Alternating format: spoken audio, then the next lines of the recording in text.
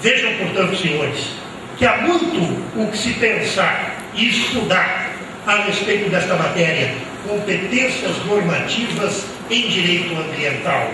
especialmente no que diz respeito à sustentabilidade jurídico-constitucional das normas que são produzidas, porque nós só poderemos ter realmente um meio ambiente efetivamente respeitado, condição indispensável à vida do homem, à medida em que as disposições normativas que visam a sua proteção tenham sido realmente produzidas com estrita obediência à ordem jurídica em vigor. Muito obrigado pela atenção.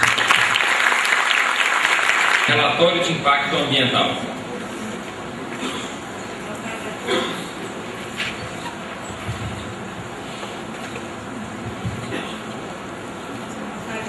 Eu gostaria, em primeiro lugar, de agradecer o convite e receber do IBDA para participar desse 20º Congresso Brasileiro de Direito Administrativo.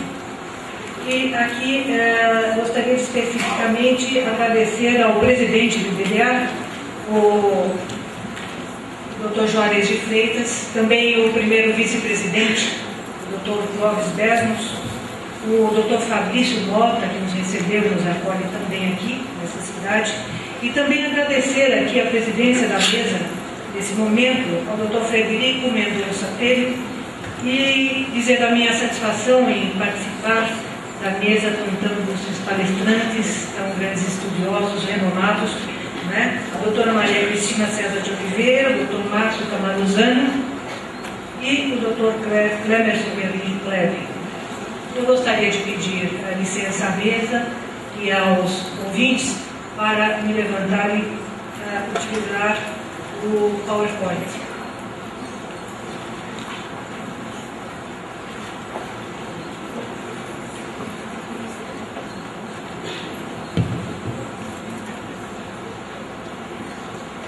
Na verdade, eu gostaria de trazer algumas considerações a todos, principalmente porque vejo aqui que a maior parte do auditório é composta por estudantes de direito.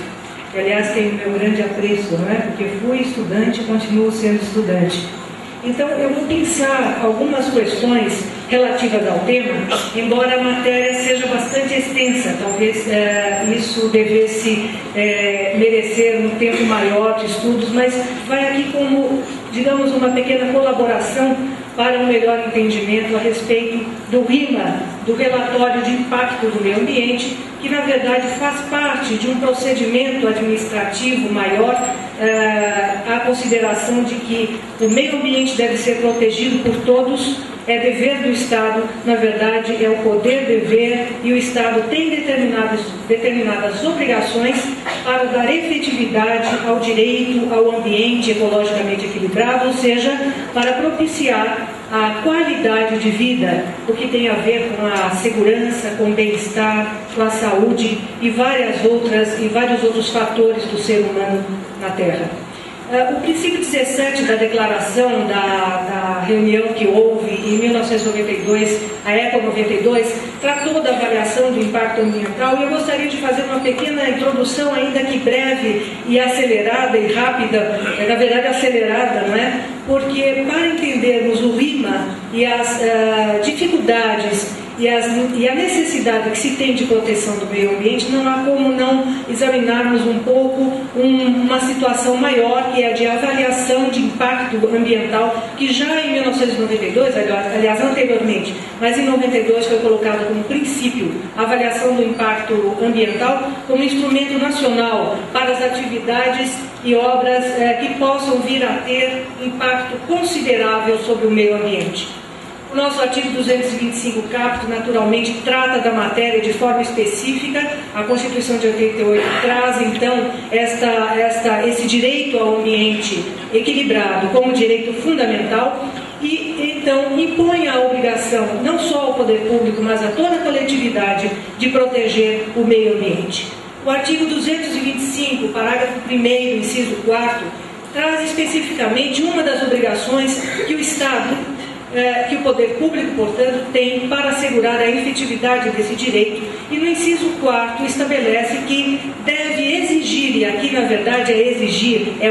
uma obrigação do Estado indeclinável, não há como abrir mão de, na forma da lei, para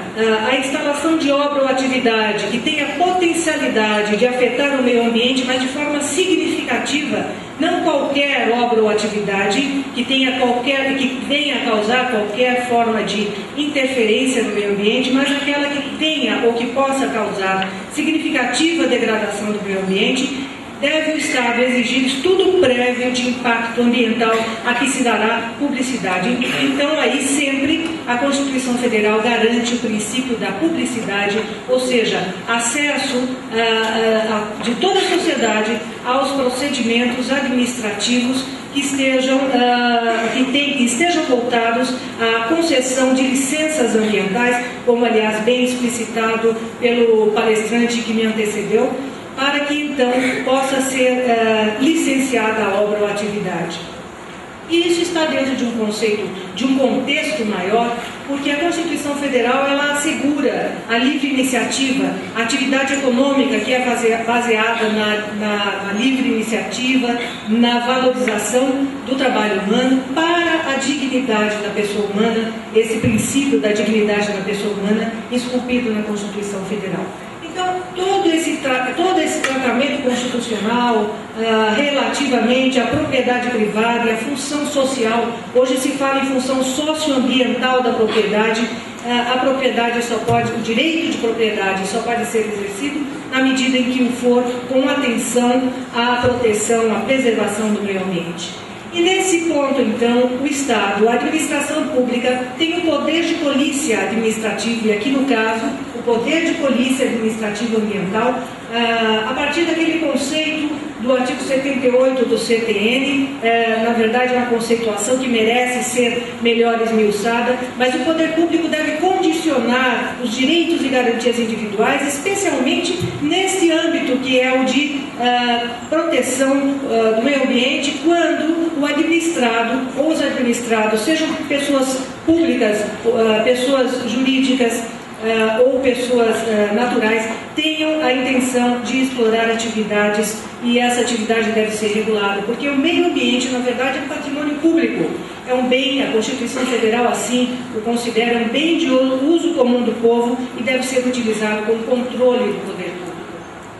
Para tanto, há um sistema de gestão ambiental a partir da legislação do ordenamento jurídico brasileiro e que, por vários instrumentos técnicos, como controles prévios e controles sucessivos,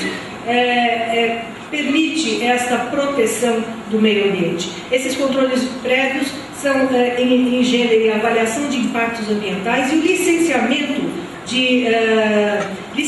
de obras e atividades que possam causar impacto no meio ambiente e as licenças ambientais como atos administrativos, portanto, de deferimento dessas atividades. Esses controles são necessários justamente para que, se houver necessidade de impactar o meio ambiente de forma significativa, que sejam tomadas medidas, e aqui sim entramos com os princípios que foram muito bem explicitados pela doutora Maria Cristina, os princípios da prevenção e da precaução. Na verdade, o princípio da prevenção e da precaução, e vamos utilizar aqui mais o princípio da prevenção, essa nomenclatura que me parece mais ampla, justamente para se evitar o dano, porque os danos muitas vezes são irreversíveis, como já bem dito realmente, né? Separadamente, mas como bem explicado anteriormente, uma vez acarretado um dano irreversível no meio ambiente, no entorno, muitas vezes o dano irreversível é irrecuperável. Então, as indenizações pecuniárias não substituem aquele bem que existia anteriormente. Então, a avaliação de impactos ambientais é um instrumento, a avaliação de impacto é um instrumento de política ambiental para que se possa verificar quais são os impactos ambientais em determinados projetos que têm a potencialidade de degradar o entorno. E aí sim, existe um princípio de direito ambiental, que é exatamente esse princípio da consideração da